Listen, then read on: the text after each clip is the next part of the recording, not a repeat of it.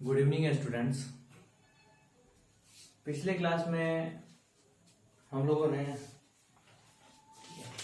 Significant figures के बारे में पढ़ा था और कैसे उसके ऊपर जो अर्थमेटिक ऑपरेशन होता है वो किस तरीके से हम करते हैं, तो उसके बारे में हम लोगों ने पढ़ा था। कुछ और बातें हैं जिन्हें हमें ध्यान में रखना है और एक मैंने एग्जाम्पल तुम्हें करवाया था।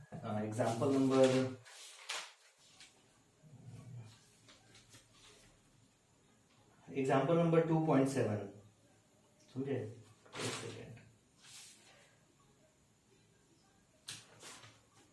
हाँ, एग्जाम्पल नंबर 2.7 मैंने कराया था और उसमें तुम लोगों को मैंने बताया था कि मैं आगे चल के बताऊंगा कि जैसे मान लो कि यहाँ पे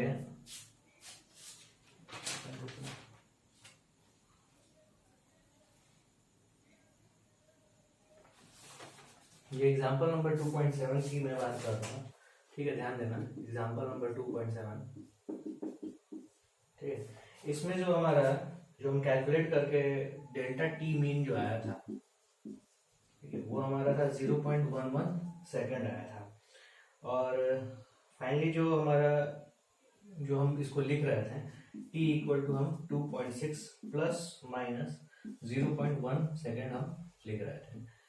तो यहाँ पे मैंने एक चीज बताया था तुम्हें कि जब इसमें एरर है, ठीक है, ये हमारा क्या है, अनसर्टेन डिजिट है, समझे, ये हमारा क्या अनसर्टेन डिजिट है। अब देखो डेसिमल के एक प्लेस यानी कि एक एक्स्ट्रा एक डेसिमल, इस डेसिमल के एक प्लेस के बाद मतलब एक प्लेस तक हम यहाँ पे उसी में अनसर्टेनिटी आ जा रहा है, ठीक है, ध्यान देना इस चीज को। अभी देखो ये जो है डेल्टा टी मीन निकाला है, ये जो डेसिमल है इसके दो प्लेस तक है, समझे। तो जब इसी में अनसर्टेनिटी आ जा रहा है तो इसमें तो जाहिर सी बात है कि अनसर्टेनिटी आएगा ना, तो इसी वजह से हम ये जो है ना एक को हम क्या करते हैं, हटा देते हैं और हम सिर्फ इतना ही ऐसे लिखते हैं। मैंने ये बताया था, ठीक। अब तुमको यही चीज जो है सिखाया जाएगा,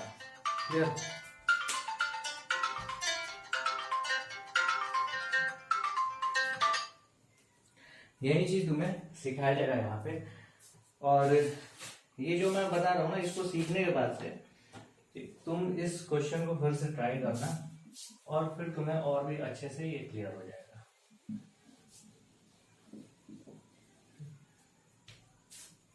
तो यहाँ पे एग्जाम्पल नंबर 2.13 भी तुम बना लिए होगे और 2.14 भी बना लिए होगे और उम्मीद है कि ये इसमें कोई भी दिक्कत नहीं होगा। जो भी दिक्कत होगा मेरे से तुम पूछना। और तो यहाँ पे क्या है, रूल्स फॉर डिटरमाइनिंग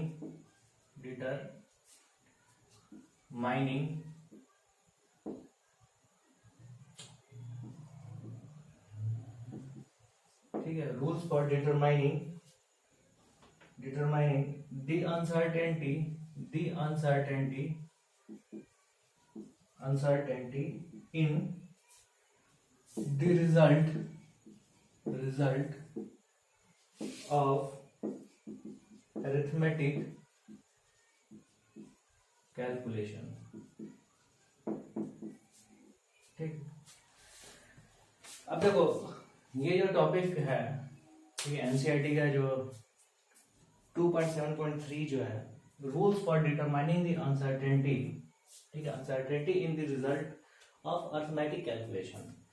तो वहां पे भी हम अर्थमेटिक कैलकुलेशन कर रहे थे ना, मीन निकाल रहे थे, डेल्टा टी मीन निकाल रहे थे, समझे। और निकालने के बाद से फाइनली हमें किस तरीके से उसे पेश करना है, किस तरीके से उसे लिखना है, हम वहां पे 0.117 नहीं लिख रहे थे, हम वहां पे सिर्फ 1 सेकेंड तक लिखे थे, 0.11 सेकेंड तक हम नहीं लिख रहे थे। तो यहाँ पे जो बुक में एग्जाम्पल दिया हुआ है ना, उससे तुम्हें और भी अच्छे तरीके से क्लियर हो जाएगा। और जो भी चीज है ना उसको ध्यान में रखना है तुम्हें। मैं बुक वाला जो एग्जाम्पल ले रहा हूँ सेम टू सेम मैं यही यूज कर रहा हूँ। जैसे मान लो कि तुम्हें एरिया निकालना हो, समझे। यहाँ पे क्या है कि जैसे मीटर स्केल को यूज किया जा रहा है, ठीक है, मीटर स्केल को यूज किया जा रहा है और लेंथ बताया जा रहा है कि लेंथ हमारा 16.2 सेंटीमीटर है और ब्रेथ जो है हमारा वो कितना है 10.1 सेंटीमीटर है। समझे। अब देखो मीटर स्केल को यूज किया जा रहा है तो इसका जो लीस्ट काउंट है वो कितना होता है, तो 0.1 सेंटीमीटर होता है या फिर 1 mm होता है। तो अगर ये हमारा क्या मेजर्ड वैल्यू है तो एग्जैक्टली हम इस तरीके से नहीं लिख सकते, हमको क्या है प्लस माइनस कुछ करके दिखाना होगा। और प्लस माइनस कुछ करके अगर हम दिखा रहे हैं तो हम लिखेंगे जो मेजर्ड वैल्यू जो है हमारा वो लिखेंगे L इक्वल टू 16.2 सेंटीमीटर, ठीक है, प्लस माइनस 0.1 ठीक है सेंटीमीटर। यानी कि ये जो है लिस्ट काउंट है, मतलब इसमें थोड़ा सा कुछ ना कुछ गड़बड़ हो सकता है। समझे। तो ये हम इस तरीके से लिख दिए। फिर उसी तरीके से ब्रेथ जो लिखे वो क्या है 10.1 प्लस माइनस 0.1 सेंटीमीटर हम लिखे। ठीक है, हम इतना ऐसे लिख दिए। अब हमें ना एरिया कैलकुलेट करना है, ठीक है, और एरिया कैलकुलेट करना है और जो हमारा रिजल्ट आएगा ना उसमें क्या है हमें बताना है कि हमें किस लिमिट तक उसको लिखना है यहाँ पे।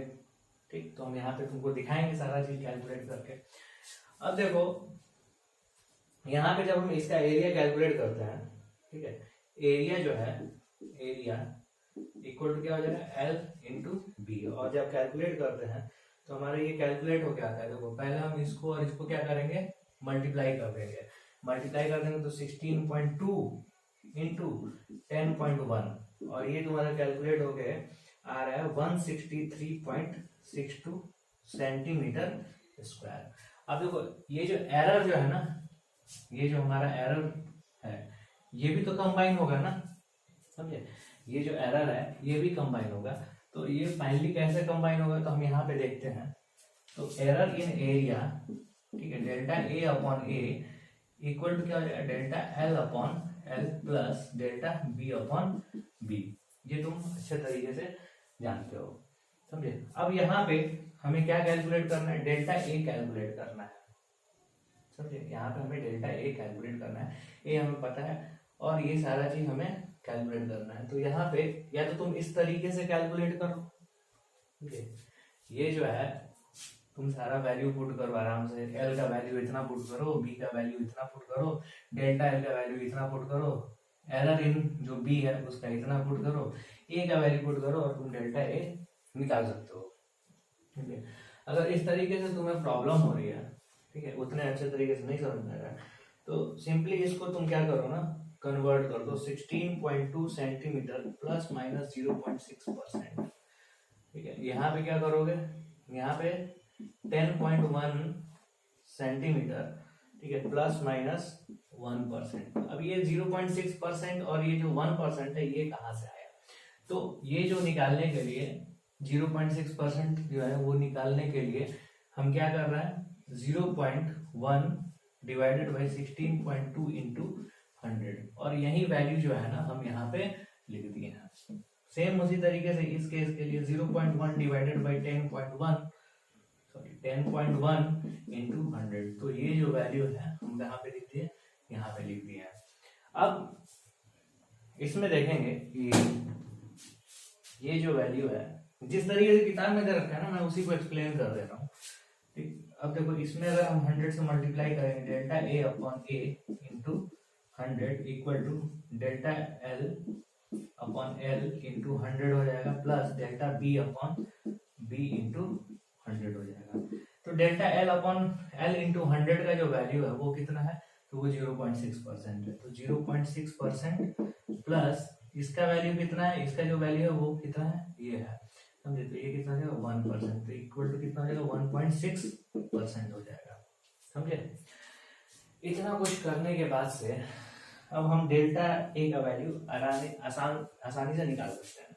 सिंपल क्या है, तुम इसमें उसका वैल्यू रख दोगे तो डेल्टा ए का वैल्यू तुम कैलकुलेट कर सकते हो। तो जो डेल्टा ए का वैल्यू जो कैलकुलेट होके आ रहा है, ठीक है, यहाँ पे ए का वैल्यू रखोगे, कितना वैल्यू यहाँ पे रखोगे, ठीक, यहाँ पे ए का वैल्यू, तो डेल्टा ए का जो वैल्यू यहाँ पे कैलकुलेट होके आ रहा है वो आ रहा है हमारा, ठीक है, डेल्टा ए का जो वैल्यू आ रहा है वो आ रहा है हमारा प्लस माइनस, ठीक है, 2.6 सेंटीमीटर स्क्वायर।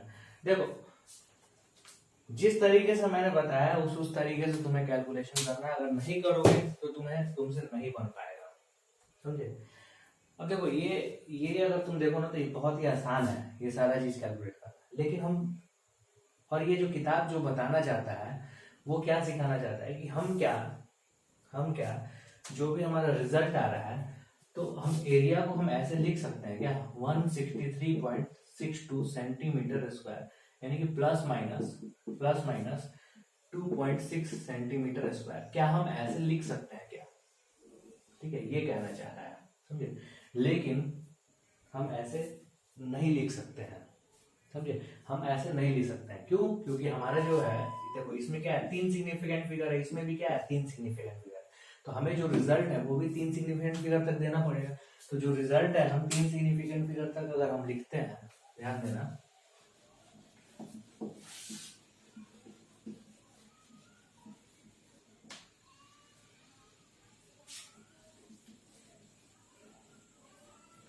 जो रिजल्ट है अगर हम 3 सिग्निफिकेंट फिगर तक लिखते हैं तो ये क्या हो जाएगा, a इक्वल टू यहाँ पे 160, अब देखो ये जो 6 है ये क्या हो जाएगा 64 हो जाएगा।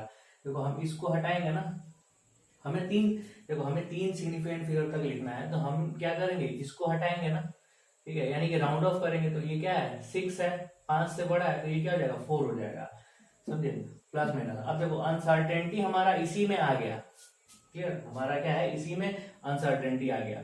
तो हम यहाँ पे जो भी सेंटीमीटर स्क्वायर में जो भी वैल्यू लिखेंगे वो क्या है, वो अगर हम डेसिमल के 1 पॉइंट बाद तक अगर लिखेंगे तो हमारे लिए मतलब वो एक तरीके से बोले तो वो वैलिड नहीं रहेगा, समझे। वो क्या होगा, वो वैलिड नहीं रहेगा। जैसे मान लो कि हमारा जो है इसी में हमारा अनसर्टेनिटी आ गया, तो इसके बाद पॉइंट में तो वो अनसर्टेन तो रहेगा ही रहेगा ना, तो वो लिखने से क्या फायदा है। तो हम इसको भी राउंड ऑफ कर देंगे, क्या हो जाएगा 3 सेंटीमीटर स्क्वायर, समझ में है। तो हम जो रिजल्ट है ना वो इस तरीके से लिखेंगे, तो ये हमारा क्या है, ये हमारा करेक्ट रिजल्ट है, ठीक, 164 प्लस माइनस 3 सेंटीमीटर स्क्वायर, ये हमारा करेक्ट रिजल्ट है। तो यही चीज समझाया गया इसमें, और ये चीज जो है ठीक इसी का एप्लीकेशन जो था उस क्वेश्चन नंबर 2.7 में बताया गया तुम्हें, समझे, इसी का एप्लीकेशन बताया गया। तो मैंने बोला भी था कि जब आगे मैं पढ़ाऊंगा, ठीक है, तो वहां पे तुम्हें और भी आगे ये सब चीज जो है वो क्लियर हो जाएगी। दूसरा तुम्हें बात जो ध्यान रखना है, ठीक है, ये आज एरर का जितना भी कॉन्सेप्ट है ना, जितना भी कैलकुलेशन का जो पार्ट है ना, आज खत्म हो जाएगा और हम कल से पढ़ेंगे डायमेंशनल एनालिसिस। ये थोड़ा सा इंटरेस्टिंग है, इससे ज्यादा इंटरेस्टिंग है। एक पार्ट में कहानी बताऊंगा, दूसरे पार्ट में वो खत्म हो जाएगा, ठीक है। उसके कुछ होंगे क्वेश्चंस, तो मुश्किल से 2-3 क्लास और लगेगा ये चैप्टर खत्म होने में। अगर कल लंबा क्लास दे दूं तो कल ही खत्म हो जाएगा। अब देखो एक और चीज है इसमें, पेज नंबर ठीक है 30 पे ही दे रखा है यहाँ पे, second number, if a set of experimental data, ठीक है, if a set of experimental data is specified to n significant figure, a result obtained by the combining data will also be valid to n significant figure. ये मैंने पहले ही बता दिया है तुम्हें, समझे। क्या होता है कि जो रिजल्ट है ना, जो डाटा हम कंबाइन कर रहे हैं वो अगर n सिग्निफिकेंट फिगर तक है, तो जो रिजल्ट है ना वो भी क्या होगा, हम n सिग्निफिकेंट फिगर तक ही दिखाएंगे। जस्ट इसके पहले मैंने करके दिखाया। हाँ, लेकिन कभी कभी क्या होता है ना, सब्ट्रैक्ट करते हैं ना, तो उस समय हम सिग्निफिकेंट फिगर का नंबर कम कर सकते हैं। इसमें एग्जांपल दे रखा है, अब तुम दिमाग लगाना कि हम वहां पे क्यों कम कर दे रहे हैं, ठीक है। तो वहां पे अनसर्टेनिटी को तुम हमेशा ध्यान रखोगे कि जब पहले वाले जो, जैसे मान लो कि इसमें हमारा क्या है 164 है, अब इसी में हमारा क्या अनसर्टेनिटी है, तो इसके बाद दिखाने का मतलब ही नहीं बनता है। 164.1 का कहने का मतलब ही नहीं बनता है। तो उस समय जब हम डेटा को सब्ट्रैक्ट करेंगे ना, तो उस समय हम घटा सकते हैं, ठीक है, मतलब नंबर ऑफ सिग्निफिकेंट फिगर घटा सकते हैं। फॉर एग्जांपल इसी में दे रखा है, फॉर एग्जांपल जैसे मान लो 12.9 ग्राम है, इसमें से घटा दो 7.06 ग्राम घटा दो, ठीक है। तो ये जो है 5.84 ग्राम आ रहा है तुम्हारा, लेकिन यहाँ पे देखो 5.84 ग्राम जो आ रहा है, इसमें देखो नंबर ऑफ सिग्निफिकेंट फिगर कितना है, 3 है। इसमें भी क्या है, नंबर ऑफ सिग्निफिकेंट फिगर 3 है। इसमें भी क्या है, नंबर ऑफ सिग्निफिकेंट फिगर 3 है। समझे। अब तुम यहाँ पे ध्यान देना कि ये डेसिमल के किस प्लेस तक है, ठीक है, डेसिमल के जस्ट एक प्लेस तक है, समझे, उसके एक प्लेस तक है। इसमें क्या है, डेसिमल के 2 प्लेस तक है। तो इसके पहले भी तुम रूल पढ़े हो ना कि हम जब कंबाइन करेंगे तो क्या करेंगे, डेसिमल के एक प्लेस तक ही हम लेंगे। तो हम घटा के सिर्फ क्या करेंगे, 5.8 ग्राम तक हम इसको रख देंगे। समझे। तो ये सारा चीज तुम पढ़ चुके हो, ठीक है, इसके पहले भी मैंने बता दिया। अब देखो इंटरमीडिएट हम कैलकुलेशन करते हैं तो क्या होगा, ध्यान से सुनना इसको। जैसे मान लो कि कोई कैलकुलेशन हम करते हैं, जैसे मान लो कि हमें निकालना है डेंसिटी, जैसे मान लो कि कुछ इंटरमीडिएट कैलकुलेशन है, समझे, इंटरमीडिएट कैलकुलेशन है। जैसे कि एग्जांपल देते हैं, फोर्स हमें निकालना है, ठीक है, फोर्स निकालना है। फोर्स इक्वल टू क्या था, मास इंटू एक्सेलरेशन होता है, मास इंटू, ठीक है, इसको हम क्या कर सकते हैं, change in velocity delta V upon delta T, समझे, delta V upon delta T, यानी कि change in velocity divided by change in time. तो यहाँ पे जब तुम फोर्स कैलकुलेट करोगे ना, तो यहाँ पे पहले क्या है, हमें delta we, change in velocity भी निकालना है। तो चेंज इन वेलोसिटी तुम निकालोगे तो वेलोसिटी हमारा दे रखा है, जैसे मान लो कि किसी सिग्निफिकेंट फिगर तक दे रखा है।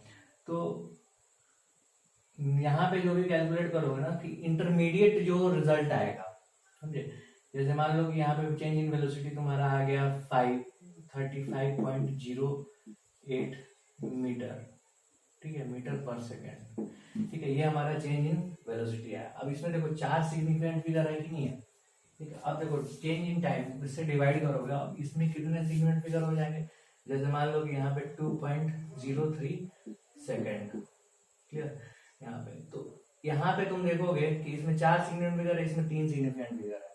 अब देखो ये जब डिवाइड करोगे ना, तो जाहिर सी बात है कि ये एग्जैक्टली कटेगा नहीं, तो हमारा जो है कुछ पॉइंट में रिजल्ट आएगा, 17 पॉइंट कुछ ऐसे करके रिजल्ट आएगा। तो 17 पॉइंट, जैसे मान लो कि कुछ आया 896 ऐसे करके रिजल्ट आया, तो तुम्हें ये टोटल लिखने की जरूरत नहीं है। अब देखो ये क्या है, इंटरमीडिएट कैलकुलेशन है, यानी कि इसके बाद सिर्फ अभी हम ये कैलकुलेट कर रहे हैं, इसके बाद भी कैलकुलेशन है। और कैलकुलेशन में क्या है, ये जो कैलकुलेशन आएगा उससे हम क्या करेंगे, उससे मास को मल्टीप्लाई करेंगे तो हमारा फाइनली फोर्स का जो मैग्नीट्यूड है वो निकल जाएगा।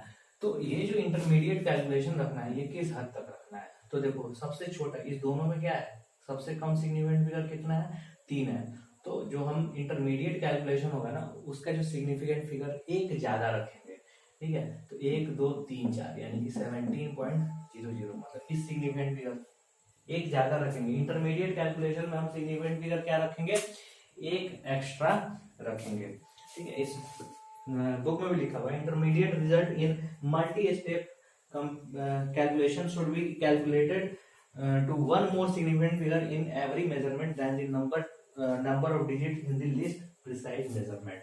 least precise measurement का मतलब क्या हुआ, नंबर ऑफ सिग्निफिकेंट फिगर जिसमें least precise का मतलब क्या हुआ, जैसे कि मान लो कि यहाँ पे देखो इसका प्रिसीजन और इसका प्रिसीजन, दोनों का प्रिसीजन क्या है, सेम है, समझे, दोनों का प्रिसीजन क्या है, सेम है। अब जैसे मान लो कि यहीं पे 35.08 रहता है, तो देखो 2.3 है, समझे। अब देखो इसका प्रिसीजन कम है, ठीक है, तो नंबर ऑफ सिग्निफिकेंट फिगर कितना है इसमें, 2 है ना, तो तुम क्या करोगे, मतलब 3 स्टेप, यानी कि जो इंटरमीडिएट कैलकुलेशन होगा ना, उसमें 3 सिग्निफिकेंट फिगर रखोगे। तो हमेशा इसका ध्यान रखना है तुम्हें, समझे, हमेशा तुमको ध्यान रखना है। अब जैसे मान लो कि ऐसा हो जाए 35.08, ठीक, 35.08 है और यहाँ पे है 2.046, ठीक है, ये कैलकुलेशन है। तो इसमें तुम देखोगे कि इसमें लिस्ट प्रिसाइज जो मेजरमेंट है वो क्या है, ये वाला है। तो इसमें कितने number of significant, 4 number of significant figure है, समझे, 4 नंबर ऑफ सिग्निफिकेंट फिगर है। तो जो तुम इंटरमीडिएट कैलकुलेशन रखोगे ना, वो कहाँ तक रखोगे, तो वो जो होगा उसमें इंटरमीडिएट कैलकुलेशन का जो वैल्यू होगा उसको 5 सिग्निफिकेंट फिगर तक लिखोगे, समझे, उसमें 5 सिग्निफिकेंट फिगर तक लिखोगे। तो ये सब बातों का जब तुम ध्यान रखोगे ना, तो फाइनली जो तुम्हारा जो कैलकुलेशन होता है, फाइनल कैलकुलेशन, जैसे मान लो केमिस्ट्री में तुम कैलकुलेशन करते हो तो जो रिजल्ट आता है, तो रिजल्ट में जो वेरिएशन आ रहा है ना, एग्जैक्टली वो ना होके जो बुक में दे रखा है वही आएगा, समझे। जो वेरिएशन हो आएगा ना तुम्हारा, जो बोलते हो कि हाँ थोड़ा सा इधर उधर हो जाए तो कोई बात नहीं है, तो वो चीज खत्म हो जाएगा अगर ये सब काम करते हो। क्लियर। अब जो है एक और चीज है इसमें देखना, ये थर्ड जो है पेज नंबर 31 पे जो थर्ड है, ये क्या है, बस स्टेटमेंट है, इसको समझ लो। The relative error of a value of number specified to significant figure depends not only on n but also on number itself। यानी कि जैसे मान लो ये कुछ लिखा हुआ है, जैसे 1.02 ग्राम प्लस माइनस 0.1 ग्राम लिखा हुआ है, समझे। और दूसरा जो मेजरमेंट है, ठीक है, उसमें क्या लिखा हुआ है 9.89 ग्राम प्लस माइनस 0.01 ग्राम लिखा हुआ है, समझे।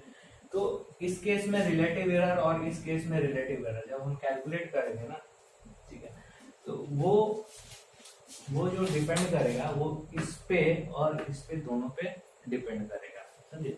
तो यही सब बातें जो है हमें ध्यान में रखनी है। इसमें एग्जांपल जो है वो तुम देख लोगे, जैसे एक का जो रिलेटिव एरर आ रहा है उसका कितना आ रहा है 1% आ रहा है, और दूसरे का जो रिलेटिव एरर आ रहा है 0.1% आ रहा है। तो यहाँ पे नंबर ऑफ सिग्निफिकेंट फिगर उतना मायने नहीं रखता है, समझे।